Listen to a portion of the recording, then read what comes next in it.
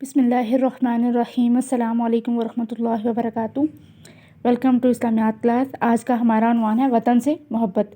جیسا کہ آپ کو معلوم ہے کہ میں نے جو سادگی والا چیپٹر آپ کو پڑھایا تھا اس کے میں نے question answers 4th B section جو ہے اس کو میں نے کروا دیے تھے، 4th A میں نہیں کروا پائی تھی۔ تو اس کا یہ ہے کہ میں آپ کو کویسچن آنسرز شیئر کر دوں گی، آپ نے وہ دیکھ کے اپنی نوٹ بک پہ نیٹ لکھ لینا ہے۔ نیکسٹ ہمارا جو عنوان ہے وطن سے محبت۔ سب سے پہلے آپ اس پہ ڈیٹ اینڈ ڈے مینشن کر لیں، دین ہم ریڈنگ کی طرف چلتے ہیں۔ وطن وہ جگہ ہوتی ہے جہاں ہم پیدا ہوتے اور زندگی گزارتے ہیں۔ اپنے وطن سے محبت ہمارے اندر فطری طور پر موجود ہوتی ہے، کیونکہ جس زمین پر ہم پیدا ہوتے، پلتے بڑھتے اور جس زمین کے وسائل سے بھرپور فائدہ اٹھاتے ہیں، اس سے محبت ایک فطری عمل ہے۔ ہمارے پیارے نبی حضرت محمد صلی اللہ علیہ وسلم کو بھی اپنے وطن مکہ سے بہت محبت تھی۔ قریش مکہ نے آپ کو مکہ چھوڑنے پر مجبور کر دیا تو آپ صلی اللہ علیہ وسلم نے فرمایا، اے مکہ، میں تم سے محبت کرتا ہوں، لیکن تیرے رہنے والے مجھے یہاں رہنے نہیں دیتے۔ ظاہر سی بات ہے کہ جب ہم ایک چیز، انسان کی یہ بہت بڑی چیز ہے کہ وہ کسی بھی چیز سے بہت جلدی مانوس ہو جاتا ہے۔ اب جیسے ہم کسی جگہ پر 10 دن رہیں گے، 20 دن رہیں گے، تو ہمیں اس چیز سے، اس جگہ سے الگ سا لگاؤ ہی ہو جاتا ہے۔ تو یہاں پہ یہی بتایا جا رہا ہے کہ اگر ہم کسی ملک میں رہ رہے ہیں، جیسے یہاں پہ بتایا گیا، ہم پیدا ہوتے ہیں، پلتے بڑھتے ہیں اور اسی زمین کے وسائل سے بھرپور فائدہ اٹھاتے ہیں، تو ہمیں اس وطن سے، اس جگہ سے پیار ہوتا ہے، جیسے ہمیں اپنے ملک پاکستان سے پیار ہے۔ تو یہاں پہ حضرت محمد صلی اللہ علیہ وسلم کے بارے میں بتایا جا رہا ہے کہ کس قدر وہ دکھ کا اظہار کر رہے ہیں کہ مجھے مکہ سے انتہائی محبت ہے، لیکن یہاں پر رہنے والے مجھے یہاں نہیں رہنے دیتے۔ جیسا کہ آپ کو معلوم ہے کہ کیسے کفار مکہ نے حضرت محمد صلی اللہ علیہ وسلم کو طرح طرح کی تکلیفیں دی تھی، ان کو وہاں سے نکال دیا تھا۔ حضرت بلال مکہ کو یاد کر کے کہتے تھے، کیا کبھی پھر وہ دن آ سکتا ہے کہ میں مکہ کی وادی میں ایک رات بسر کروں۔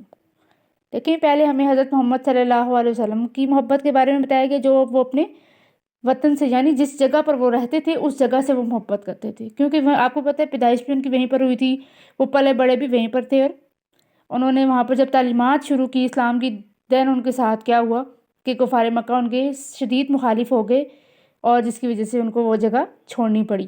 ساتھ ہی ساتھ ہمیں حضرت بلال کے بارے میں بتا رہے ہیں کہ کس طرح وہ اپنی محبت کا اظہار کر رہے ہیں۔ ہمارا وطن پاکستان ہے، جس کو حاصل کرنے کے لیے ہمارے بزرگوں نے بہت سی قربانیاں دیں، تاکہ ہم انگریزوں اور ہندوؤں کی غلامی سے نجات حاصل کر سکیں اور آزادی کے ساتھ اسلامی اصولوں کے مطابق اپنی زندگی گزار سکیں۔ جیسا کہ آپ کو پتہ ہے کہ ہم جو مسلمان تھے، کچھ وہ ہندوؤں کے ساتھ رہتے تھے، انگریزوں کے ساتھ رہتے تھے، تو ان پر ظلم و ستم الگ طریقے سے کیا جاتا تھا، ان کی کوئی وہاں پر ویلیو نہیں تھی۔ ساتھ ساتھ وہ کیا تھا کہ اپنی اسلامی تعلیمات پر عمل نہیں کر پاتے تھے، جس کی وجہ سے قائد اعظم نے ایک الگ وطن کا مطالبہ کیا تھا، اور اتنی کوششوں کے بعد، اتنی محنت کے بعد، قربانیوں کے بعد جا کے ایک الگ وطن پاکستان ہمیں ملا، صرف اور صرف اس لیے تاکہ ہم یہاں پر سکون سے زندگی گزار سکیں، اپنی تمام جتنی بھی ہمیں حقوق ہیں وہ مل سکیں، ساتھ ساتھ ہم اسلامی تعلیمات پر عمل کر سکیں۔ کیونکہ ہمارا زندگی میں، دنیا میں آنے کا مقصد ہی کیا ہے؟ کیا مقصد ہے ہمارا؟ اگر آپ دیکھیں تو ہمارا مقصد صرف اور صرف کیا ہے؟ اللہ تعالیٰ کی عبادت کرنا۔ کیونکہ کہتے ہیں کہ ایک مومن کے لیے دنیا ایک قید خانے سے زیادہ نہیں ہے، لیکن کیا ہے کہ جو لوگ دین کو بھولے ہوئے ہیں، ان کو وہ دنیا کی خوبصورتیوں میں، رنگینیوں میں کھو چکے ہوئے ہیں، اللہ تعالیٰ کو بھول چکے ہوئے ہیں، تو کیا ہے کہ آج ہمارے ملک پاکستان میں جو کچھ بھی ہو رہا ہے، کیوں ہو رہا ہے؟ صرف اس وجہ سے کہ ہم نے قرآن مجید کو بند کر کے رکھ دیا ہے، ہم نے اس کو پڑھنا، اس کو سمجھنا چھوڑ دیا ہے۔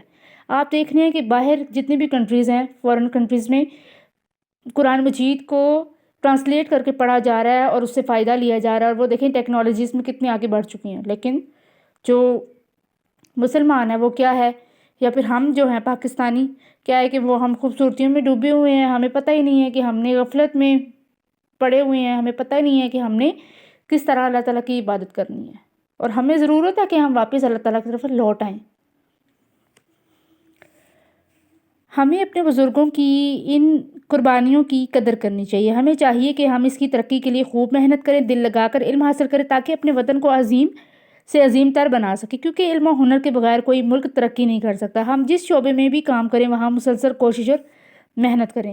اب ہمیں کیا بتایا جائے کہ کس طرح ہم اپنے ملک کو دوبارہ اسی جگہ لا سکتے. عروج کی بات اگر ہم کریں تو ہمارا ملک جو ہے وہ یا پھر ہماری اسلامی سلطنت اس ٹائم پہ زوال میں جا رہی ہے. تو ضروری کیا ہے کہ ہم سب سے پہلے اللہ تعالیٰ کی رسی کو تھامیں, یعنی قرآن مجید کو, اور اس کے بعد ہمیں کیا بتایا جا رہا ہے کہ ہمیں صرف اور صرف کیا ہے کہ محنت کرنے کی ضرورت ہے, دل و جان سے.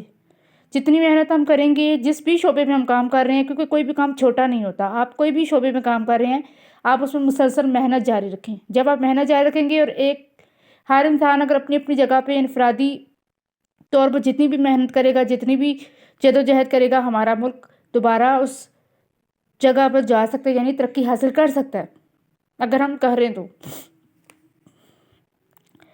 اپنے فرائض ایمانداری سے ادا کریں, سب سے بڑی بات ہے یہ ایمانداری, جو کہ آج نہیں ہے ہم لوگوں میں. ہم ہر جگہ پر جھوٹ کا سہارا لیتے ہیں, ہر جگہ پر بے ایمانی کرتے ہیں. کیوں؟ ہمیں چاہیے کہ ہمیں جو بھی فرض دیے گئے ہیں ہم سب ان فرائض کو اچھے طریقے سے نبھائیں اور ایمانداری سے کریں. جیسے اگر آپ کو کوئی بھی ڈیوٹی دی جا رہی ہے, دیکھیں بینگ اے اسٹوڈنٹ آپ کو فرض یہ بنتا ہے کہ آپ کو جو بھی کام دیا جا رہا ہے آپ ایمانداری کے ساتھ اس کو پوری طریقے سے اچھے طریقے سے کریں. لیکن اگر آپ کیا کرتے ہیں کہ شارٹ کٹ ویز لیتے ہیں, چیٹنگ کرتے ہیں یا پھر اس طرح سے کرتے ہیں, تو وہ کیا ہے, بے ایمانی ہوئی نا. تو ایسے ہی ہے کہ جیسے اگر ہم ہیں تو ہم ٹیچرز ہیں, تو ہمیں چاہیے کہ ہم اپنی پوری محنت کریں اور آپ کو اچھے طریقے سے پڑھائیں, اپنا پورا لیکچر آپ کی طرف ڈیلیور کرنے کی کوشش کریں. اگر کوئی چیز نہیں سمجھ آ رہی ہے آپ کو تو ہم اچھے طریقے سے کروائیں. یہ نہیں ہے کہ ہم اپنی کلاس ٹائم میں اور ایکٹیویٹیز کریں اور پڑھانا چھوڑ دیں. اسی طرح ہر معاملے میں, ہر شعبے میں دیکھا جائے تو ہر انسان کو چاہیے کہ اپنے فرائض کو انجام دے اور بہت ہی ایمانداری سے. کیونکہ اگر کوئی بھی نہیں دیکھ رہا آپ کو, لیکن آپ کو اللہ تعالیٰ تو دیکھ رہا ہے. اور ضروری ہے کہ ہم اپنے آپ کے ساتھ سنسیئر ہوں. جب ہم اپنے آپ کے ساتھ سنسیئر ہوں گے تو کبھی بھی ہم کوئی غلط حرکت نہیں کریں گے. آپس میں مل جل کر رہیں, ایک دوسرے کے ساتھ دکھ سکھ میں شریک ہوں, غریبوں اور ضرورت مندوں کی مدد کریں. یعنی اگر کوئی دیکھ رہے ہیں آپ کوئی انسان پرابلم میں ہے, چاہے وہ آپ کا رشتہ دار ہے, ہمسایہ ہے, کوئی بھی ہے, تو آپ اس کی مدد کریں. کیونکہ اللہ تعالیٰ بھی تو ہمیں اسی چیز کا حکم دیتا ہے نا کہ ہمیں کیا کرنا چاہیے, صلہ رحمی اختیار کرنی چاہیے, یعنی لوگوں کے ساتھ پیار محبت سلوک اتفاق سے رہنا چاہیے.